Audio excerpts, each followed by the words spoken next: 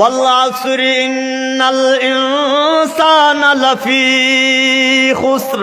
আল্লাহ সময়ের কসম করে বলেন, ও পৃথিবীর মানুষেরা, মানুষ বড় ক্ষতিগ্রস্তর মধ্যে আছে, মানুষ ধ্বংসের ভিতরে আছে। তবে শুনে রাখো মানুষ, যারা চারটা কাজ করতে পারবা তারা জীবনেও কোনোদিন ক্ষতিগ্রস্ত হইবা না। সব মানুষ ক্ষতিগ্রস্ত হইবা, তবে খারা ক্ষতিগ্রস্ত হইতা নাই। কয় কাম করলে, কয়টা কর্মসূচি? সবাই বলেন, সবাই বলেন আরো জোরে। 1 নাম্বার, ইল্লাল্লাযীনা আমানু ওয়া আমিলুস সালিহাত। আমার আল্লাহ বলেন, যারা ইমানদার হবে এবং নেক আমল করবে, ও দুনিয়ার মুসলমানেরা, যেই বান্দা ঈমান আনবে এরপরে নেক আমল করবে, আল্লাহ রাব্বুল আলামিন বলেন আপুসের মধ্যে একে অন্যের সৎ কাজের আদেশ করে আর অসৎ কাজে নিষেধ করে এবং বিপদ মুসিবতের ক্ষেত্রে সবরের উপদেশ দেয়। আল্লাহ বলেন এই 4 কাজ যারা করবা তারাই হইবা সফল কাম। কয় কাজ? 1 নাম্বার ঈমান, 2 নাম্বার নেক আমল, 3 নাম্বার সৎ কাজের আদেশ, 4 নাম্বার অসৎ কাজে নিষেধ দেওয়া লাগবো নি? একটু কৌকারে বা শুধু আদেশ করলে হইব না, নিষেধ করা লাগবো। এনে পরে দেয় এখন আসি ঈমান। ঈমান যদি খেউরের ঠিক না থাকে, ঈমান যদি জানা না থাকে, সব আমল যদি করে লাভ হইব না নি? আগে আগে গ্রামের মানুষে কইতো মূল নাই উড়ি খেতি, এখন ফাল লইয়া লইছে, কয় না নি? ঈমান হইল সব কিছুর মূল। যত বড় নেতা হও, যত বড় নেত্রী হও, যত বড় আলেম হও, যত বড় পীর হও, যত বড় বুজুর্গ হও, ধনী হও গরিব হও, সব কিছুর মূলের নাম হইল কি? আরো দূরে কোন? ঈমান। এখন ঈমানদারে কলমা উপায় না। ঈমান ঠিক আছে না? হ্যাঁ, এখন একবার সবাই একসাথে কলমা পড়তাম পারমু তো ইনশাল্লাহ?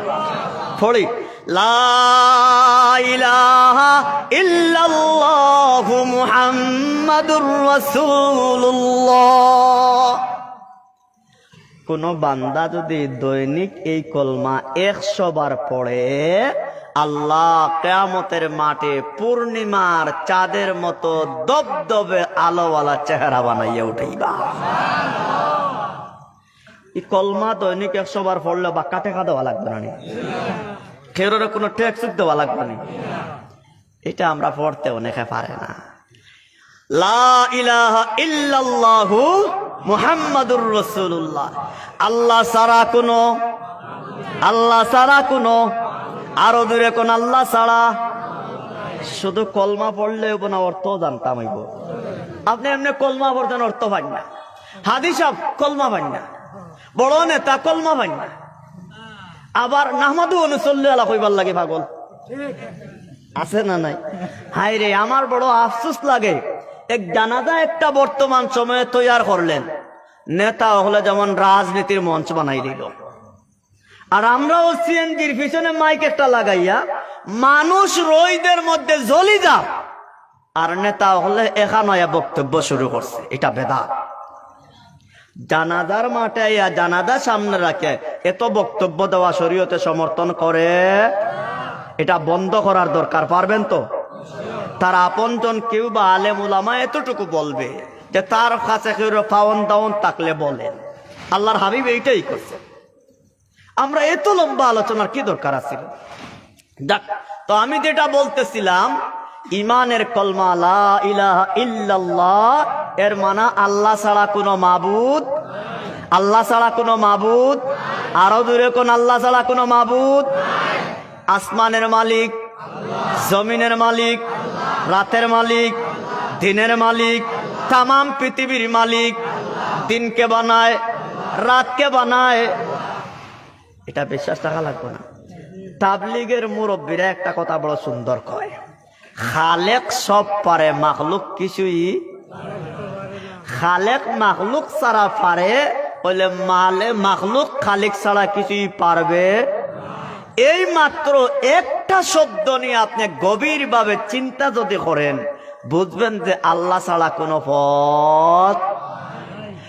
আলহামদুলিমান কাদ্দারা খাইরান ওয়া খাবালা ওয়াশকুরু লিমান সাওয়ারা হুসনান ওয়া জামালা ফরদুন সামাদুন আন সিফাতিল খালক বারিউন রব্বুন আযালিয়ুন খালাকাল খালকা কামালা লা দিদ্দা ওয়ালা নিদ্দা ওয়ালা হাদ্দাল মাওলা আল আনা কামা কানা ওয়ালাম ইয়ালকা জাওয়ালা। আল্লাহ ছাড়া কোনো মাবুদ মুহাম্মদুর রাসূলুল্লাহ সাল্লাল্লাহু আলাইহি ওয়াসাল্লাম সর্বশেষ। আমাদের নবীর পরে আরো কোন নবী আইবানি? সবাই বলা লাগবো আমাদের নবীর পরে আরো কোন নবী আসবেন তো? পৃথিবীর কোন মানুষ যদি আমাদের নবীর পরে অন্য কোন নবীর কথা বলে, মুমিন হতে পারে না, কাট্টা কাফির হয়ে যাবে, ঠিক না? এজন্য আমাদের নবী খাতামুন নবিয়্যিন, শেষ নবী না? এখন যদি গোলাম আহমদ কাদিয়ানি সেও যদি নবুয়তের দাবি করে বিশ্বাস করা যাবে? কারণ হে তো আবার খুব ধনী, তার দলও খুব ধনী, কোটি টাকা আমাদের বাংলাদেশে বিভিন্ন কোম্পানি হল দিয়া রাখছে। আমরা যদি টাকার কাছে বিক্রি হইয়া যাই, হ্যাঁ, যাক আমার মূল কথা যাই, লা ইলাহা ইল্লাল্লাহু মুহাম্মাদুর রাসূলুল্লাহ। আল্লাহ ছাড়া কোনো মাবুদ নাই। আল্লাহ ছাড়া, ছোট্ট একটা উদাহরণ দেই, মাবুদ কারে বলে? মাবুদ যারে ইবাদত করা হয়, মাবুদ কারে হয়? আমার মাথা নত কর্ম একমাত্র কার সামনে? টেকা হইলে একটু কম কর্ম, ঠিক না? হ্যাঁ, টেকা দেখার পরে অনেকর হুশ ঠিক থাকেনি, করে বা থাকেনি। এখন মনে করেন আল্লাহর কথা না মানিয়া কেউ যদি টেকার কথা মানে, তে তার মাবুদ আল্লাহ না টেকা? আল্লাহর কথা না মানিয়া যদি তার বিবির কথা মানে, তার মাবুদ আল্লাহ না তার বিবি? বিবি যদি কয় তোমার বয়স এখন হয়েছে না, দাঁড়ে উড়িয়ে দাঁড়া হার নাই, এটা একটা কথা। তো এখন তুই আল্লাহর নবীর কথা হিবা, এবার বিবির কথা কার কথা রাখতাম? তে যদি বিবির কথা মানিলাই তার মাবুদকে? আমার মাবুদকে লা মাবুদা ইল্লাল্লাহ, লা মাকসুদা ইল্লাল্লাহ, লা মাহবুবা আর জুরে লা মাহবুবা, লা নাখাফু আল্লাহ ছাড়া কাউরে না মানবো? তাহলে লা ইলাহা ইল্লাল্লাহর মানে আল্লাহ ছাড়া কোনো মাবুদ নাই। আমার কে মারবে, কে বাঁচাবে, কে ইজ্জত দিবে, কে জেল দিবে, কে ফাটো দিবে, কে আমাকে পানিতে ডুবাইবে, কে আগুনে দিবে, কিছুই ভয় করি না। যেই কোনো পরিস্থিতির সামনে গেলে স্পষ্ট ভাবে বলতে হবে আমার মাবুদ আল্লাহ। আমাদের মাবুদ কে? আল্লাহ। দেখছেন না, আফগানি অকলতে রে তাম পৃথিবীর বেঈমান অকল ঐক্যবদ্ধ হইয়াও দমিয়ে রাখার চেষ্টা করেছিল। আফগানিরা স্পষ্ট ভাবে বলেছে, হও আমেরিকা, হও রাশিয়া, হও চীন, আল্লাহ ছাড়া কার কাছে মাথা নত করব না। আজকে বিশ্বের মানচিত্রে মাথায় পাগলি দিয়া দাঁড়াইয়া আছে না নাই? হ্যাঁ, এখন আফগানিস্তানের দেশ উন্নয়নের দিকে না অবনতির দিকে? $1 বাংলাদেশি হয় 120 টাকা। কত? আফগানিস্তানে $1 হয় 70 টাকা। কোন দেশের টাকা বড়, বাংলাদেশের না আফগানিস্তানেরটা? হ্যাঁ, বাক্কা বেশম না? অথচ এই আফগানিস্তানের লোকগুলোরে আমাদের মুসলমানের মধ্যেও অনেকে জঙ্গি বলেছে, ঠিক না বেঠিক? এই মুসলমানদের যারা জঙ্গি বলেছিল, এরা মূলত মুনাফিকের গোষ্ঠী।